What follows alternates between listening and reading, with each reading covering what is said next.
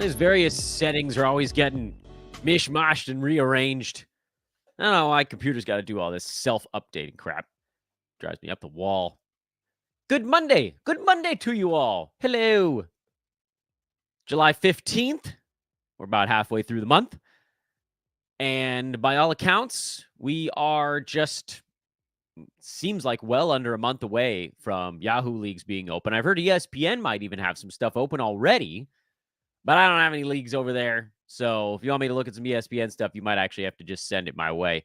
I am Dan Besbris. This is Old Man Squad Fantasy Basketball, the founding show on the Old Man Squad Sports Network, but one of many.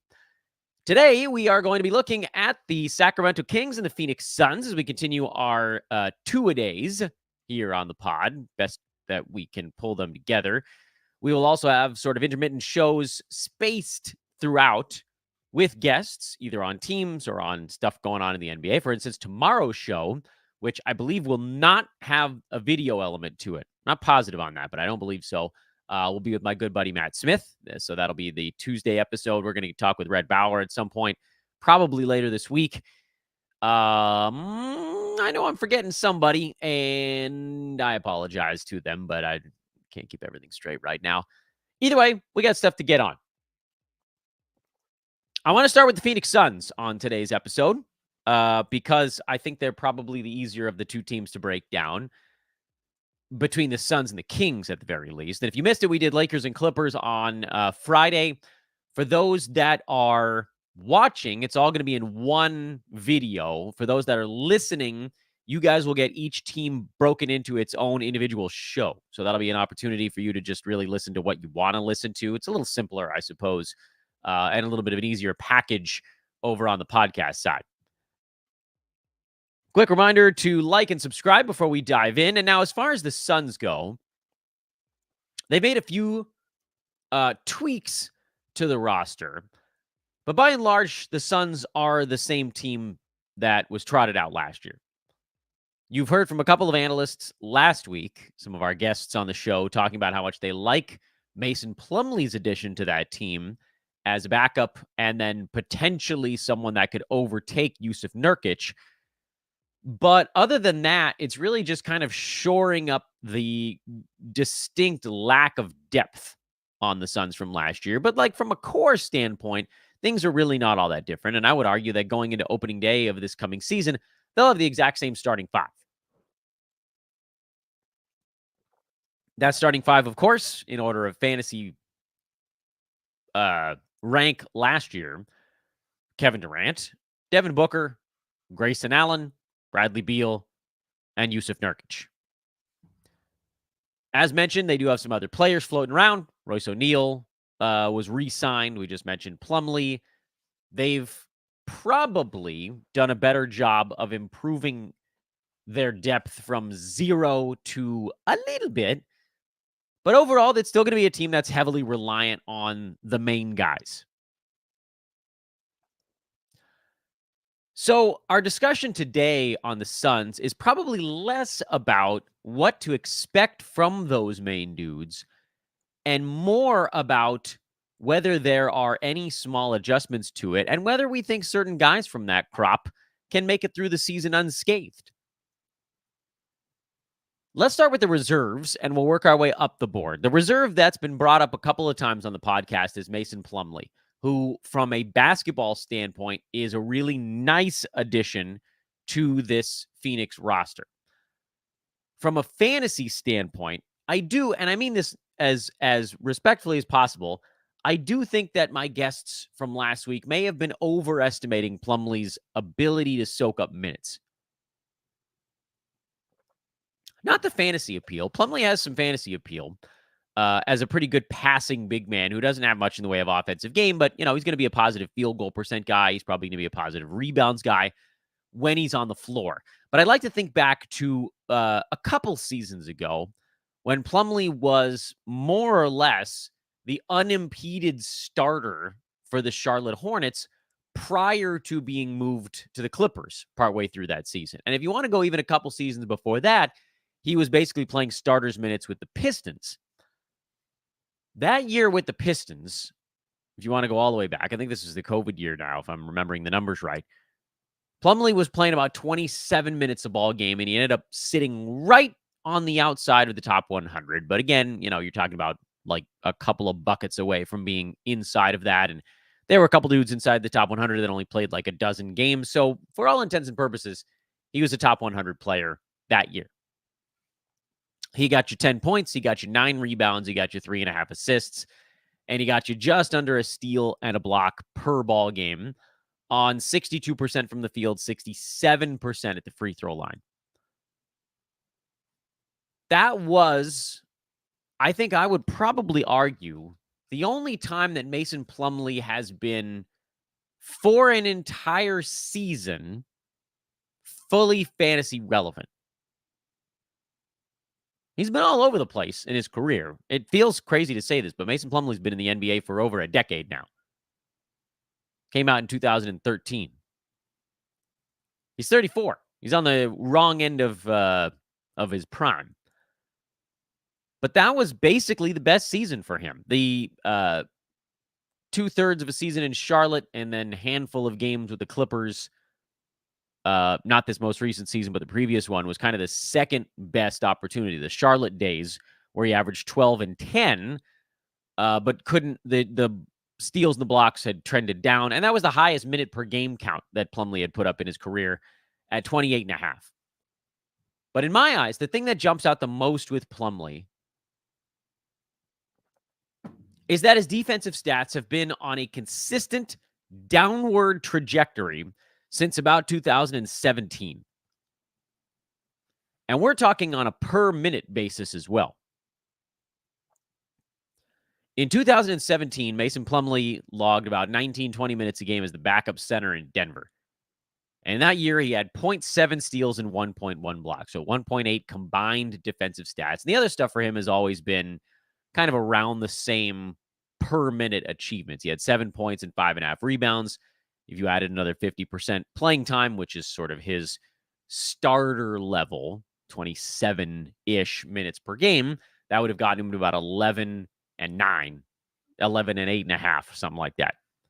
And that's pretty damn close to where he's been when he's played decent minutes. But, and a big hairy one at that, lately, the steals and blocks and a per minute rate have been going the wrong way.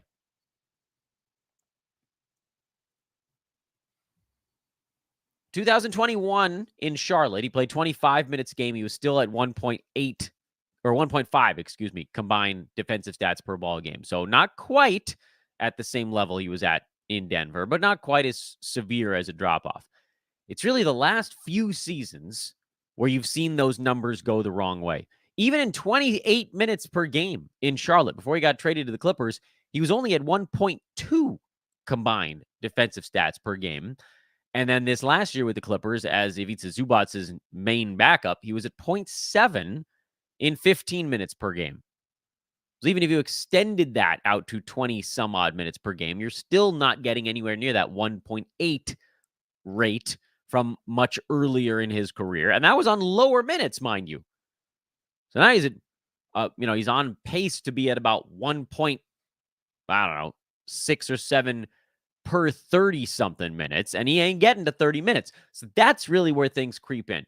And again, when I have guests on the show, I want to make sure that they have a chance to express themselves. On that particular note, as Plumlee goes, I agree he's got a decent shot to overtake Yusuf Nurkic. I'm on board with that one because I don't think Nurkic is very good. He's better offensively than Plumlee is, but most other avenues, they're either the same or Mason is probably a little bit better. But it's not like either one of them is a spring chicken. So does he overtake him? I don't know. Maybe. It's possible. I think he probably makes more sense. But I don't know that he overtakes him. Now, if Nurkic gets hurt, that's just sort of a different level of appeal. Because as it stands right now, it's hard to see either one of those guys logging 27 or 28 minutes a ball game. Nurk often can't stay healthy enough to get there. And then do they really want Plumlee to be playing full starters minutes? Maybe. But even then, as we just talked about, even in full starters minutes, he has a lot of trouble getting to consistent top 100 fantasy value. So, do I draft Mason Plumlee?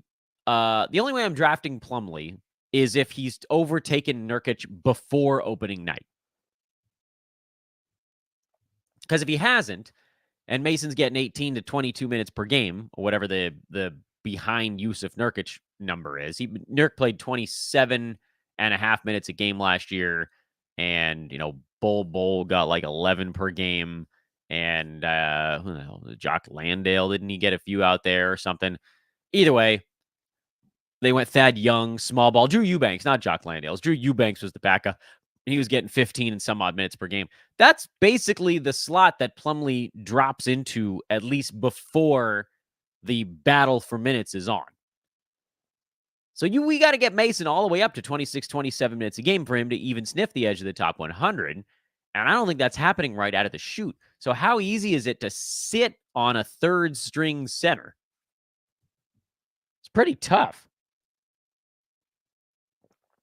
Or at least that's my take on it. I'm sure there are formats where you could roll him out there playing 18, 19 minutes a game and just like not being all that great and hoping that the pendulum does tick in his direction, which I think there's an okay shot that it'll happen that way. But I don't think it's going to be on opening night. And you guys know my take. I think it's really important in fantasy to get off to quick starts. And so drafting a backup that may then jump the starter and be more relevant as the season goes is not really in my strategic wheelhouse. What about the starters? No, I don't want anything to do with Yusuf Nurkic. I didn't want much to do with him last year because I don't really trust Nurkic. And maybe that's wrong. He was number 112 last season, mostly because he was a punt free throw type. If you weren't attacking free throws particularly hard, he put up a perfectly reasonable fantasy season in 76 out of 82 games. That's a really good number for him. He averaged 11 and 11 with a steal and a block and 4 assists because, bleep, look at the guys around him. Only 51% shooting from the field. That felt like it could have been better for Nurk. But he's also kind of a big lumbering ox at this point in his career. I'm not targeting Nurk. I think you'll probably still see him get drafted near 100. In a magical universe where he falls back to where he was this past season, I could see myself going down that road as just, bad second center or good third center on my fantasy team. But he's not really a target. It's not because I think things are going to change dramatically. I think his minutes could tick down ever so slightly. And yeah, that would be the opposite of good. I don't know if I'd call it bad, but it certainly wouldn't be a good thing for him. Maybe the free throw percent could improve a tiny bit. Remember, Bubble Nurk shot like 90% at the foul line, but 64, you go based on the larger sample size with these guys. And Nurk has never been a very good foul shooter other than for a couple of weeks when everybody was isolated from one another. Otherwise, 67 is his career number. He had 8 games that COVID season. That was his whole freaking year, and he shot 89% at the foul line.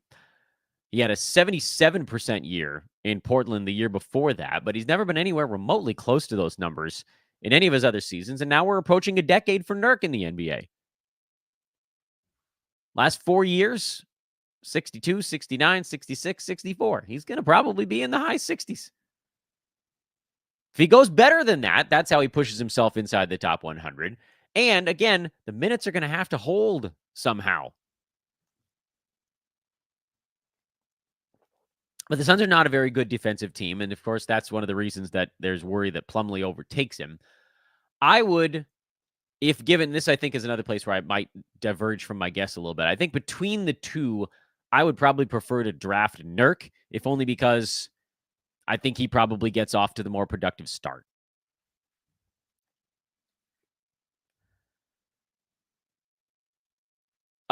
Bradley Beal should be the next player we're going to talk about, but let's go to Grayson Allen first, who I think is going to generate a lot of discussion leading up to the season on whether or not he can repeat what he did this past year. I'm inclined to believe that the answer is like kind of no, and I'll explain what I mean by that. The big thing with Grayson Allen is that this season, and you could say, oh, it's because he finally got to play with really good players, and so he was open all the damn time and blah, blah, blah. he was still basically a 50, 40, 90 guy. He was like almost as close as you. And he was not Chris Middleton close, but he was real close this year. 49.9% from the field, 88% at the free throw line, and ridiculous 46% from downtown. Make no mistake, Grayson Allen is a good three-point shooter, but there really isn't anybody in the NBA that's a 46% three-point shooter. I have every reason to believe that his field goal percent comes back down a little bit this coming season. Because and again, I don't want people to misinterpret this as me saying, oh, Grayson Allen's not a good shooter. You can be an outstanding shooter and still not shoot 46% from three-point land. There just isn't anybody. It's just not a thing. I mean, look back at some of the greatest three-point shooters of all time, and they did not shoot 46%. The highest percent, by the way, fun little footnote here in the middle of the podcast, highest three-point field goal percent of all time, Steve Kerr. He made 726, which, I mean, it's fine. Steph Curry does that in a year and a half now. Hubert Davis was at 44. Luke Kennard, by the way, is still at 44. Somehow he's been able to hang in there. Joe Harris, should that lumberjack ever get his game back. You guys remember Jason Capono? He'd be a lot better in today's NBA. Steph Curry's at 42.5, if you're wondering. So if you're looking at this board and you're thinking, could Grayson Allen shoot 46% from downtown again? The answer is almost definitely no. It's probably, okay, maybe not definitely, but it's probably not going to happen again. Luckily, he had some wiggle room. He was number 58 this past season on the shoulders of 1.5 defensive stats and just like absolute pinnacle of shooting efficiency. He didn't do a whole lot else. 13.5 points, 2.7 threes, 4 boards, 3 assists.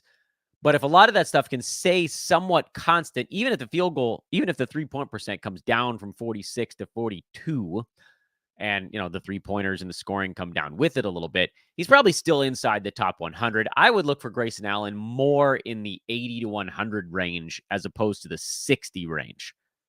Because I don't believe that he can shoot 46% again. Sorry. And now you get into the big names on the Suns, which, I don't know, do we still count Beal as a big name? They certainly gave enough away for that to be considered. Here's the thing about Beal. He actually wasn't nearly as bad as everybody would have you believe this past season. Hurt, he very much was this last year. But bad, he really wasn't when he was on the court. Especially once he actually got his legs underneath him. Because the last 2 months of the year, Bradley Beal was number 30 in 9-cat. 18 points per game. Not blowing the roof off the building, but he's the third wheel with Booker and Durant. 2.3 threes, 4.5 rebounds, 5.7 assists, 1.1 steals, 0.8 blocks on 54-89 splits. Over the last 2 months this year, Beal in 9-cat was ranked ahead of Kevin Durant. KD had a weird bad shooting stretch in there. He was only at 49.5% from the field and 82% the foul line. But again, it's a nice reminder of how 2 months is still somewhat of a small sample size, and Beal's probably not going to shoot 54% from the field for a year. But this is a guy that I think pissed off enough fantasy players. He finished at number 73, by the way, and only played in 53 out of 82 ball games because he didn't really get to play the first, 2.5 months of the year, in and out of the lineup, little itty bitty stretches here and there. Bradley Beal, I think, probably gets drafted close to where he finished last year at 73, even though I would argue that his normal rate of production with this team probably puts him closer to mid-50s. So I think Beal has mid-50s written all over him, and I think he probably gets drafted back of that. Not to say that I'm targeting Bradley Beal. I just have a weird, sneaking suspicion that he irritated so many fantasy managers that are just never going to go back and draft him again that he might actually have an opportunity to be okay.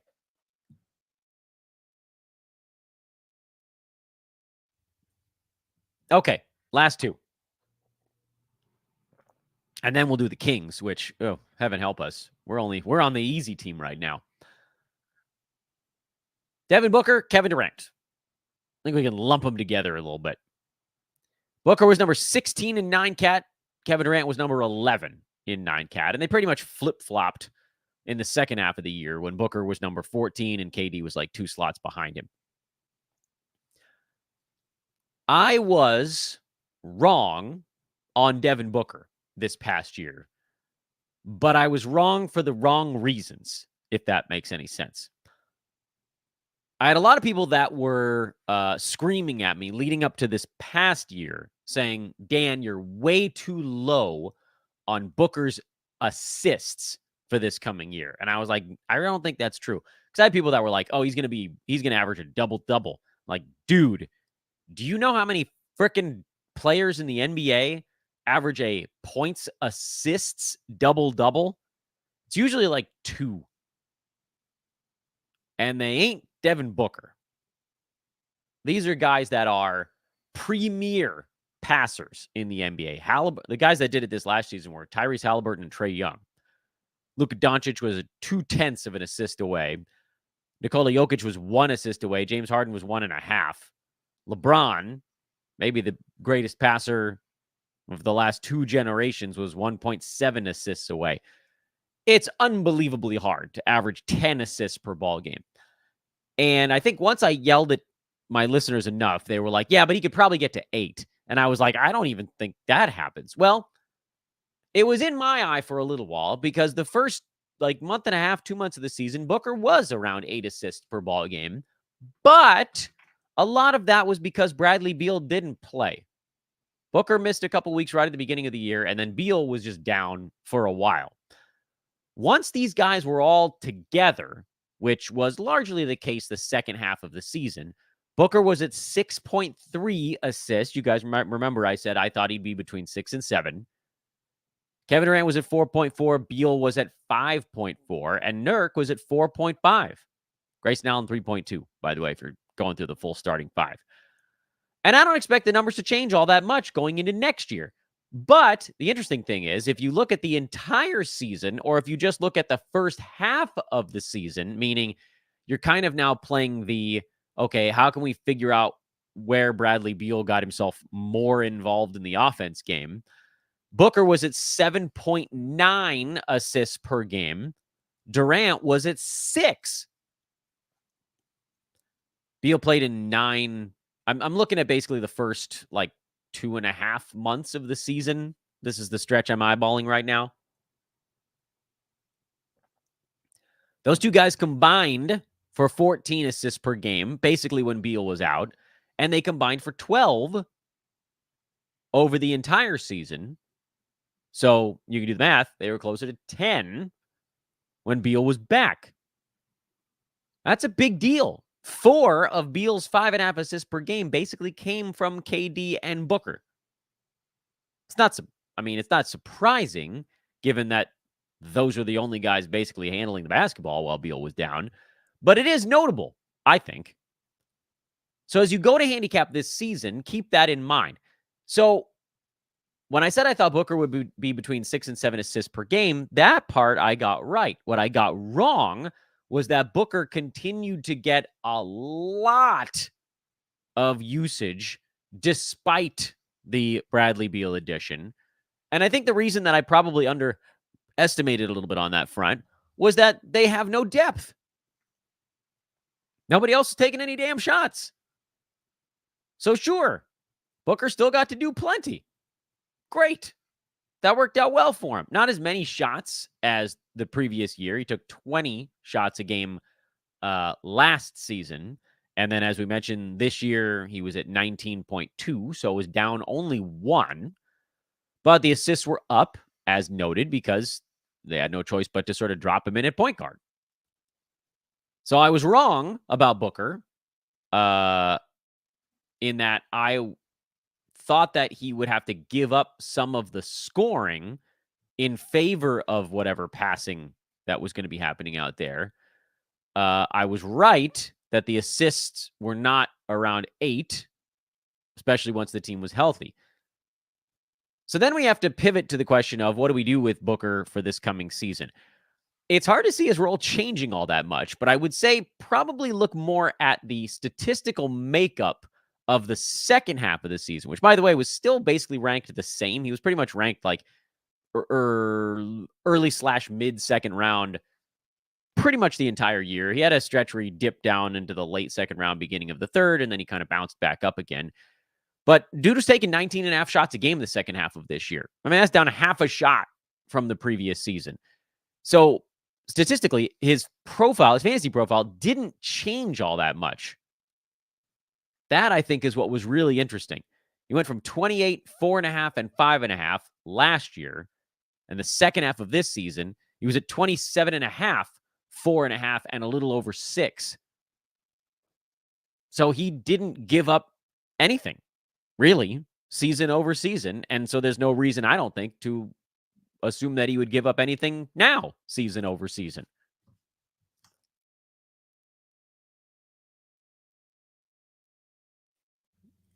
And finally, Kevin Durant, who's currently sitting out of USA exhibition games in the Olympics because he has a strained or a sore calf. Sorry, they haven't said whether it's strained or actually just a little bit tweaked sub-strain. KD had a nice year. He was number 11 in 9-cat, hyper efficient like always. I would argue may potentially have been able to shoot the ball better than he did this past year, especially at the free throw line. Seeing KD shooting just 85.5% at the line and actually only 83% the second half of this year was kind of surprising. So to that end, I think he should be able to basically hold on to what he was doing this past year. I've seen no obvious signs of a slowdown. He's still getting a steal and a block, which has always kind of been his MO. Just a little bit higher steals this year. Not the same blocks. Maybe this is the tiniest bit lower. The question, I think, there has to be durability for all three of the main scoring guys on this team. Do we think KD can get back to 75 games again? That's probably a best-case scenario. I would target more like 71, 72. Booker, I think maybe you should aim for 2 games, 3 games more this coming year. And then with Beal, I would hope that he gets into the high 60s. One of these guys is probably going to end up hurt this year. I don't know which one it's going to be. But in terms of values, KD, pretty safe first rounder. Booker, pretty safe early second rounder. Beal, I think you could probably get as a value play late 6th round is my hope there. Nurk, I'm probably not drafting unless he falls outside of the top 105, 110.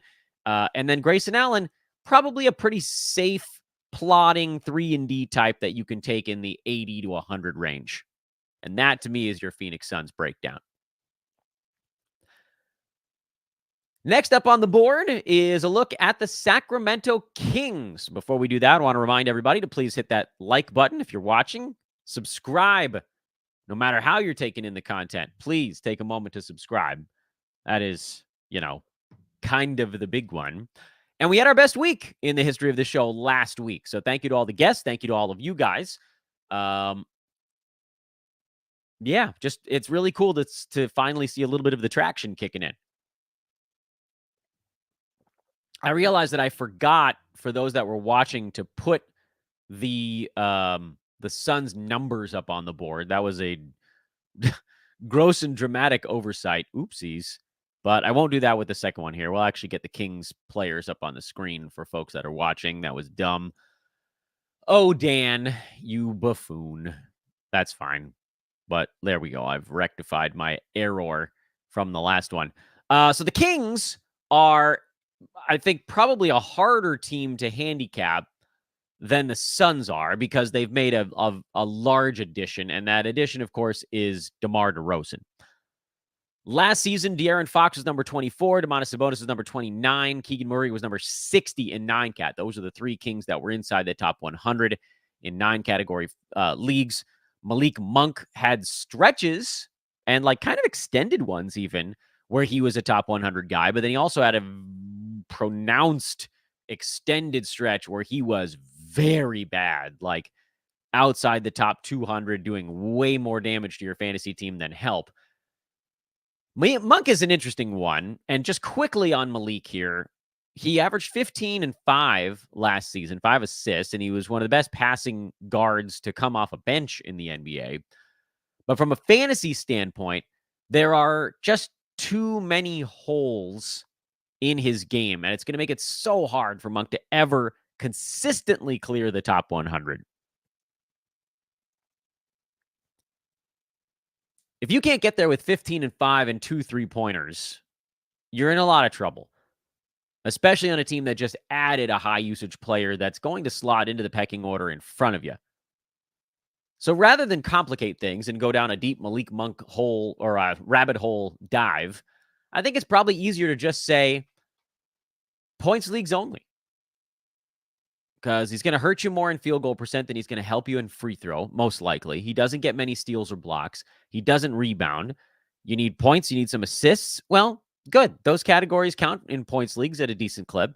And he's going to come off the bench and he's going to go gunning away. But even in points leagues, I think he's going to be borderline. 9-cat, I don't think he has a prayer this year of even getting back where he was this past season. And that augurs poorly. You certainly don't have to worry about Kevin Huerter. Harrison Barnes is gone now. So that takes us to the top 4 on the Kings, which is newly added DeMar DeRozan, Keegan Murray, Domantas Sabonis, and De'Aaron Fox. Let's start with Keegan Murray, because in the eyes of most analysts, and I think myself included on this one, he's the guy that's going to really get pressed with DeMar in town.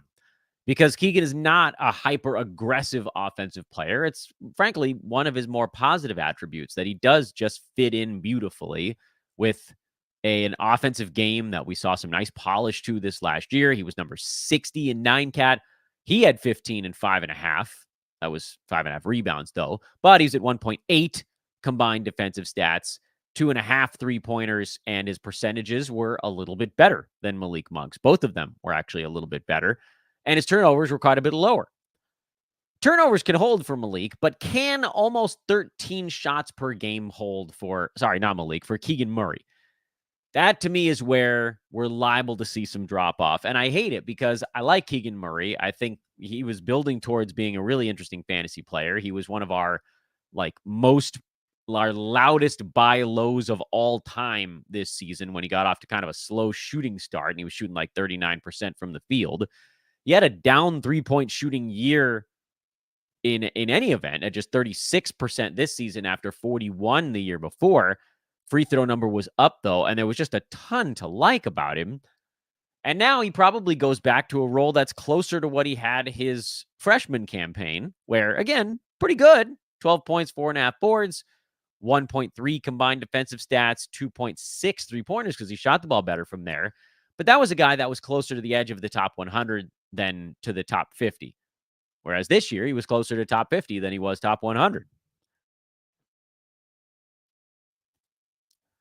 What I'm not certain of, and what we really won't know for a few weeks until we see that first Yahoo pre-rank board and the first ADP data comes out on Yahoo Leagues, is what kind of a dent does the DeMar DeRozan signing do to Keegan's perceived value?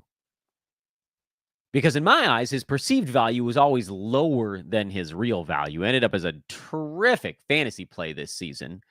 And, played in 77 out of 82 games. So that was kind of a triple bonus on it, on top of everything else. But he made it through the year largely unscathed, which, by the way, Kings' key players, once again, mostly made it through the year. And everybody was like, oh, no, they fell apart because Malik Monk got hurt. Dude, Malik Monk missed 10 total games this past year. Domantas Sabonis didn't miss any. Fox missed 8. Murray missed 5. They were extraordinarily durable again. A team needs to be able to withstand a star guy. And Monk isn't even a star. Needs to be able to withstand guys missing 10 ball games without totally falling apart. That can't be the reason why the Kings took a step back this season. And that was something I think we all kind of saw coming, because they made that flying leap forward and then teams have a way of leveling off after the big jump. Well, I mean, I think DeMar, from a reality standpoint, probably does help Sacramento put up, a couple more wins on the season. But again, fantasy-wise, I have a lot of trouble seeing Keegan Murray getting more than 10 and a half shots per game this coming year. That's still enough to get him to startable in most formats, but top 60 is probably out of reach. And so now what I wonder is he going to get pre-ranked at like 80, or is he going to get pre-ranked at like 110? Because that's going to make all the difference. I don't think I'm taking Keegan at 80 this coming year, even if that's where he could potentially end up. I would probably take him outside the top 100 because he's going to get a full complement of minutes. DeRozan coming in is not going to take minutes away from Murray. It's just going to take some of his opportunity away. And I think it's going to be a decent amount. Not enough to totally knock him out, but enough where this past season might be his best fantasy year for the next few. Let's do the other Kings, actually, and then we'll come back and we'll talk DeMar at the end. Domantas Sabonis finished this last year at number 29 in 9 category leagues, 19.5 points per game, 13.6 rebounds per night, 8.2 assists, 0.9 steals, 0.6 blocks, 59% from the field, 70 at the free throw line, 5 attempts per game, so that hurt him certainly, and then 3.3 turnovers, which of course goes with the territory on the 8.2 assists. I think most analysts are in relative agreement on the idea that Domantas Sabonis probably doesn't take a colossal hit with DeMar coming to town, because it's not like he's going to take front court touches away from the team's starting center. But everybody's going to have to give just a little bit, because you can't add a player like DeMar DeRozan, who was taking somewhere between 16 and 20 shots a game most of the last half decade of his career, send out Harrison Barnes, who took 9 shots a game last year, and just say, everything will be fine for this one guy. It doesn't work that way. Even if Sabonis is impacted the least of the main guys on the Kings, there will still be some kind of small impact. And I know what you're thinking. You're like, Dan, you just talked about the Phoenix Suns and how you handicapped Devin Booker wrong because you thought he would have to give something up. The difference there is they brought in Bradley Beal, who basically was just like, I'll take whatever shots are left, which, cool. Maybe DeMar DeRozan does that. But I do think there's a marked difference between coming into play with Booker and Durant, two of probably the top 6 most efficient players in the NBA, versus Fox, Sabonis. I like those guys a lot, but De'Aaron Fox is not Kevin Durant. And from an efficiency standpoint, he's not even Devin Booker. Very good. Very good. That came out wrong. It felt like that ended up as a dig on who the Kings have right now. I just think there's going to be this element of DeMar coming in and he's like, wait a minute. So you're telling me I got to like bend the knee to these 2 young dudes who are pretty darn good, but like I look at myself and I think I'm probably as good as these guys. Whereas with Beal, there's almost no way he came in and he was like, oh yeah, I'm as good offensively as Kevin Durant. Kevin Durant is maybe the best offensive player in the history of the NBA. There have been plenty of other guys that have done a lot in other facets that perhaps he hasn't done, but just like straight offense, we've heard a lot of guys say that he's the toughest player they've ever had to guard. I don't want to start an argument on that. That's not even what we're getting into here. The point I'm trying to make is Phoenix also sent out everybody. They sent out everyone. So they were left with only Beal and Booker and Durant. And so Booker was just like, look, I don't need to give anything up because Beal can just get all of his stuff from everything we sent out. We jettisoned our entire team. The Kings didn't jettison their entire team. They lost Harrison Barnes. That's it. Everybody else on this team that took shots last year is still there. If you wanted to try to convince me that DeMar DeRozan wasn't going to have an impact on everyone, you'd also have to tell me that Monk didn't come back, but he did.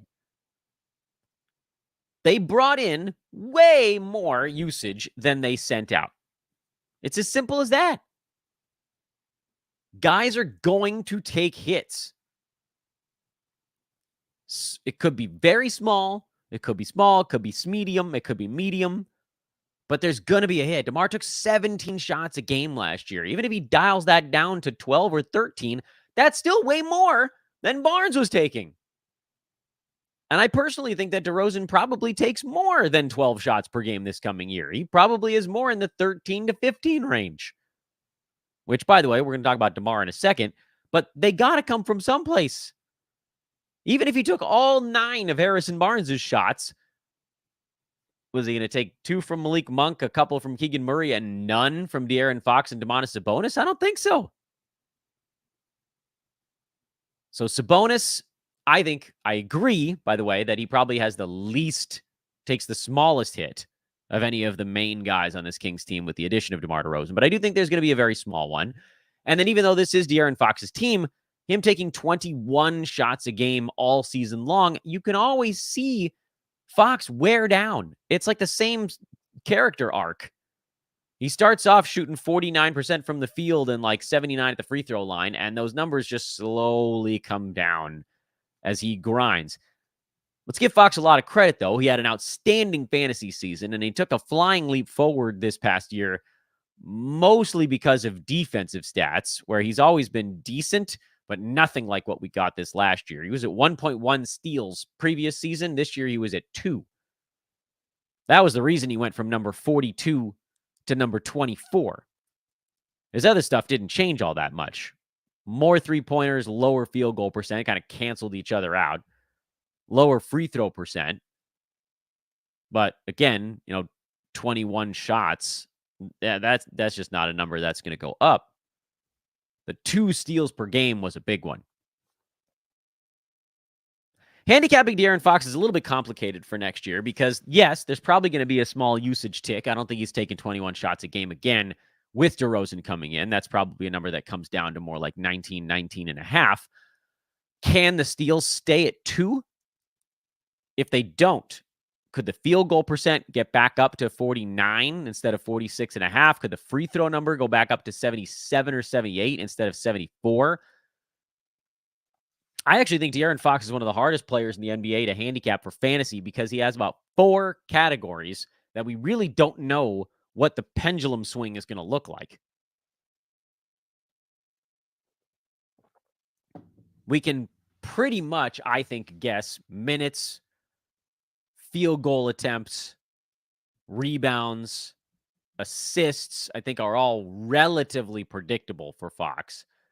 But I don't think we have any idea what steals, field goal, free throw, maybe it's just those 3. Although I guess the percentages would weigh in on points a fair amount as well because it went from 25 previous year up to 26 and a half, even though he took 3 more shots per game. He became a less efficient basketball player this past season. But, I mean, let's say points end somewhere between like 24 or 23 and a half and 26 and a half or something like that. I think we can give it a pretty narrow spread.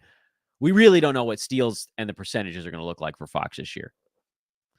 So he could get right back to that second, third round turn if, let's say, the usage comes down for DeRozan, but the efficiency comes back up. That would cover that. But what if the steals drops from 2 to 1.3 again? Well, then he falls back into the 30s. What if the usage stays or drops, but the efficiency stays about the same? Well, he drops back into the 3rd round. What if both things drop back to where they were the previous year? We already know. That makes him a 4th rounder.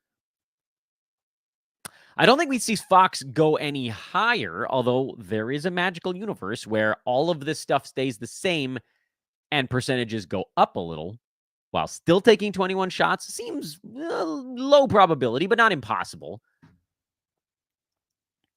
Still, I think you probably see Fox drafted in the mid-20s this year after the big season. I don't think people are going to make a huge adjustment down for the DeMar DeRozan thing. Plus, he's a punt free throw target on the guard side. And so you'll see him. I don't think he takes much of a hit in pre-rank. So I doubt that De'Aaron Fox is going to be much of a value this year. Sabonis might get drafted in the 2nd round again just because he sort of ambles along with really nice counting stats. You know me in the second. I hate the second round with all of my heart, but like if you can get Sabonis at 22, 23, and you're just like, all right, look, if he stays healthy, he beats that. If he doesn't, he doesn't. I'd rather have somebody who I think has a chance to beat their ADP on a per game side, and Domantas probably doesn't, but not the worst idea in the world. And then as we just mentioned with Keegan Murray, I think I'd rather try to get him like back of 90 if available. And I think he probably will be.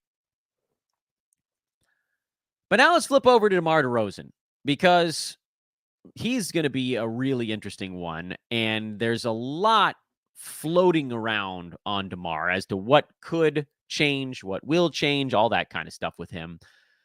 Last year in Chicago, he was the primary, led the team in scoring at 24 points per game. Once Zach LaVine went down, then that was just not going to be challenged at all. Kobe White ended up doing a lot more this year, but he wasn't going to get anywhere near DeRozan level. 17.2 shots per game, 7.7 free throws, really high usage rate. 1 3-pointer because he doesn't shoot them. 4 boards, 5 assists, 1.7 combined defensive stats. Nice low turnover number at 1.7. We're going to have to kind of play the game of where does DeMar's total usage end up? And the answer is likely to be lower. Flabbergasted doesn't even begin to describe how blown away I would be if DeMar gets remotely close to the type of numbers he was putting up this year. Flabbergasted is the vast understatement of the century.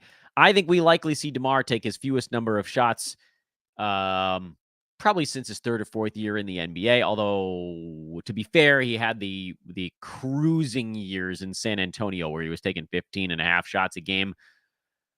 I don't think he gets to 15 and a half. I think you're probably looking more at the 13 to 15 window on him. And for that, and yes, his profile has changed a little bit over the years. You'd have to go all the way back to his 3rd season in the NBA in Toronto, which is now 13 years ago, where he went 6 out of 14, basically shooting from the field. And mind you, his field goal percent has gotten a lot better since then. He shot, 42% that year? 16.7 points, 3.5 boards, and 2 assists. I mean, this was kind of a rough start. DeMar, he's going to play starters minutes. He has been extraordinarily durable pretty much his entire NBA career, with the exception of the kind of tank years in San Antonio where the writing was on the wall. If you guys don't remember those seasons all that well, he was ready to get out of town. And at the beginning, even at the beginning in San Antonio, he was playing the ball games, and it was really only the second COVID year, 2020 to 21, where he missed 11 ball games. Other than that, he's been a pillar of health pretty much forever. DeMar has consistently been one of the most durable players in the NBA for 15 years in a row now. This past season, he only missed 3 games, missed 8 the year before that, 6 the year before that. 11, that was the quiet one, and 4, 5, 2, 8, 4. A lot of single digits. Fits in well with the Kings team that's been pretty damn durable lately also. So let's assume that there's some measure of durability for DeRozan. Let's assume that his efficiency stays much closer to what it's been the last 5 or 6 years of his NBA career, and not so much that beginning one. What does a 14 shot per game DeMar DeRozan put up? And then you also have to make the adjustment in free throws as well. Well, the easiest way to do that is to fuzzy math it. This is my favorite thing to do on the show. This last year, he was at 17.2 shots per game. 14 divided by 17.2 is about 81.4%. So a decrease of 18.6.